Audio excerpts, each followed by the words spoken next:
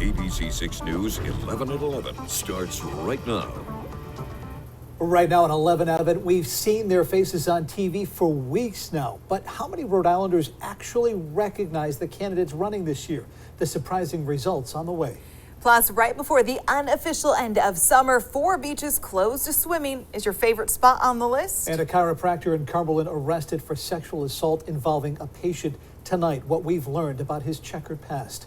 We'll get to those stories shortly, but first tonight on 11 at 11. MAGA forces are determined to take this country backwards to an America where there is no right to choose, no right to privacy, no right to contraception, no right to marry who you love. They promote authoritarian leaders and they fan the flames of political violence. In a rare primetime address to the nation, President Biden blasting the political ideology of MAGA Republicans. Speaking from Independence Hall in Philadelphia, the president spoke at length about the Republicans who continue to blindly support former President Donald Trump. Now, with that support in mind, the president mentioned extremism and semi-fascism as tangible threats to democracy. The president also referenced long-standing, unfounded allegations of voter fraud pushed by MAGA Republicans. I will not stand by and watch. I will not, the will of the American people, be overturned by wild conspiracy theories and baseless evidence-free claims of fraud. I will not stand by and watch elections in this country stolen by people who simply refuse to accept that they lost. Now, in a pre-buttal to the speech, the Republican National Committee chair accused President Biden of being the one who is dividing the nation. White House officials say this is a speech the president has been thinking about giving for a long time and not a response to any specific recent event.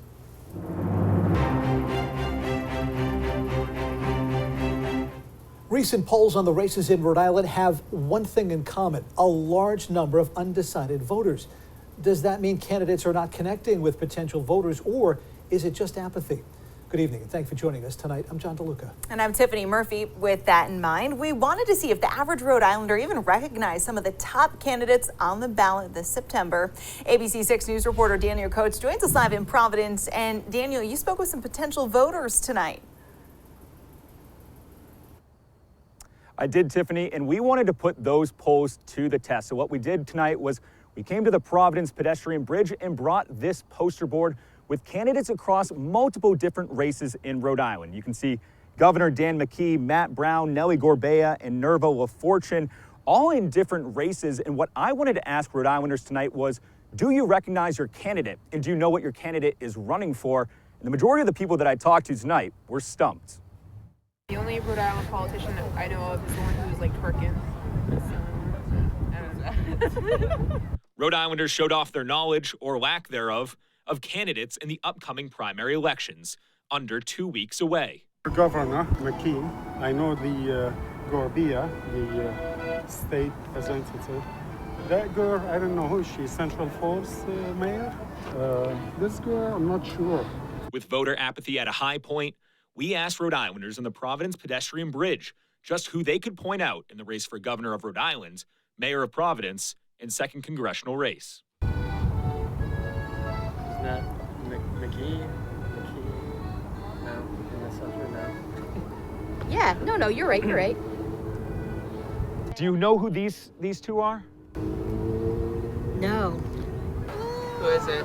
So that's Governor McKee. Okay.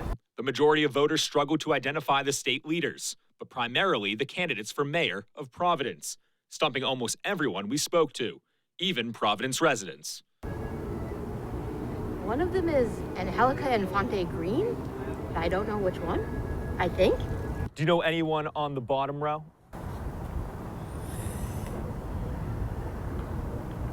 No. Well, I have met Sabina Matos, but that doesn't look like her. So unless I just am not recognizing her. A small group of voters were able to name all of the candidates. Nellie Gorbea,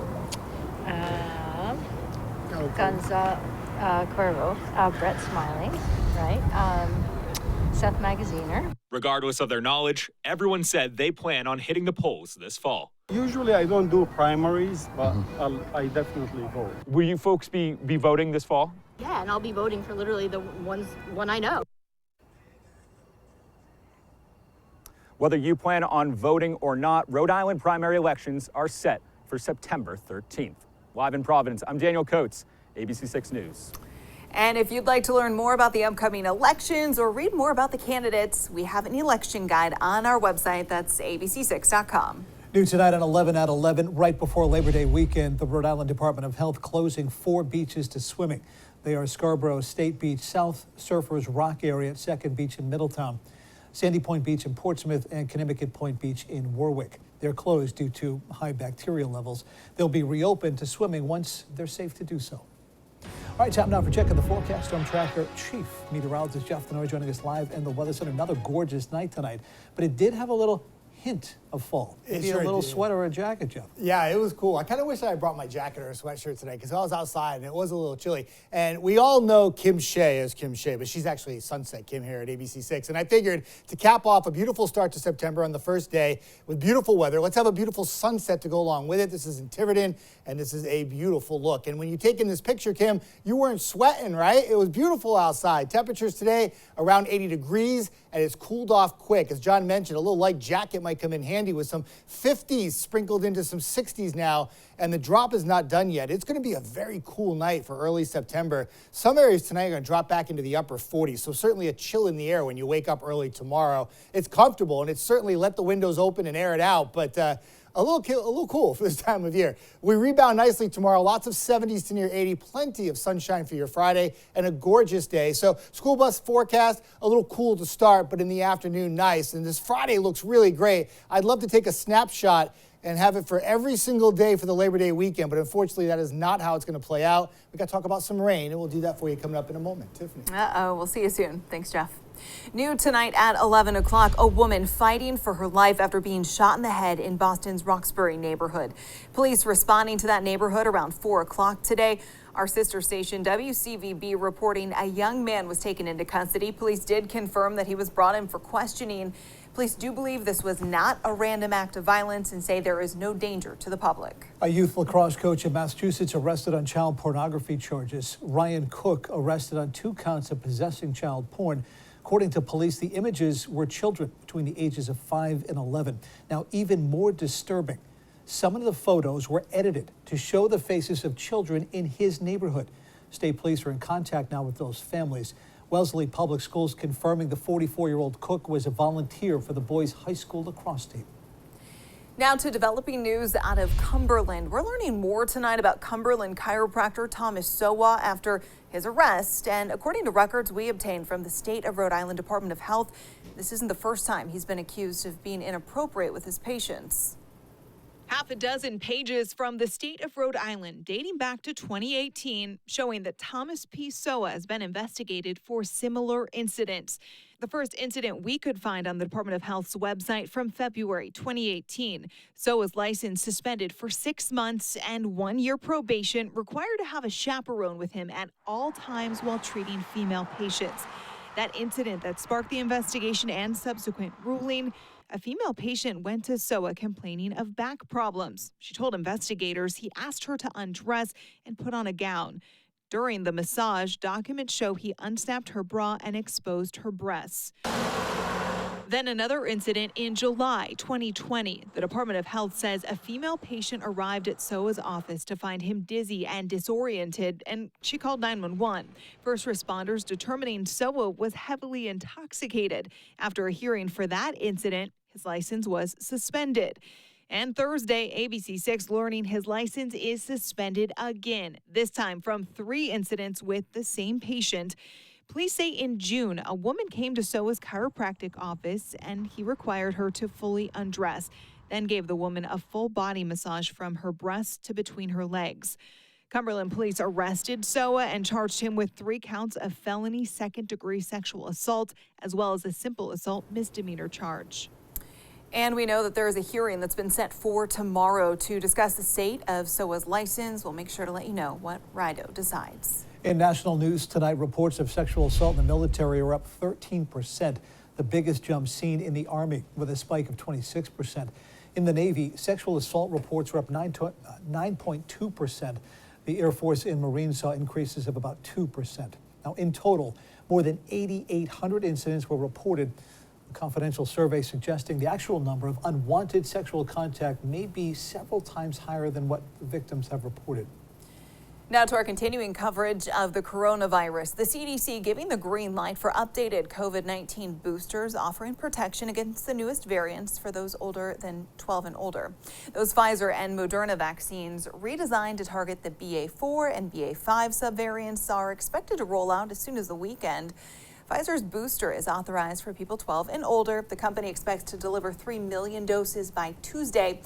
Some doses already arriving at 62 vaccine sites across the country. Tonight, Moderna's updated booster vaccine has been authorized for people 18 and up. Because the CDC's approval, the new boosters can now start being administered immediately. New data showing the impact of COVID on education. According to the National Center for Education Statistics, math and reading scores for 9-year-olds in this country have fallen off a cliff since 2020. This is the first national report to compare student achievement from before and after the start of the pandemic. Now, overall, math scores dropped 7 points, while reading scores are down 5 points. This marks the largest decline in reading since 1990, and the first time math scores have ever dropped. And with the pandemic in mind, life expectancy in the U.S. now at its lowest point in decades. After a historic drop in 2020 and another decline in 2021, the average life expectancy in the U.S. is 76. That is the lowest since 1996 and the largest 2-year decline in a century. COVID, the driving factor behind the dramatic drop in life expectancy.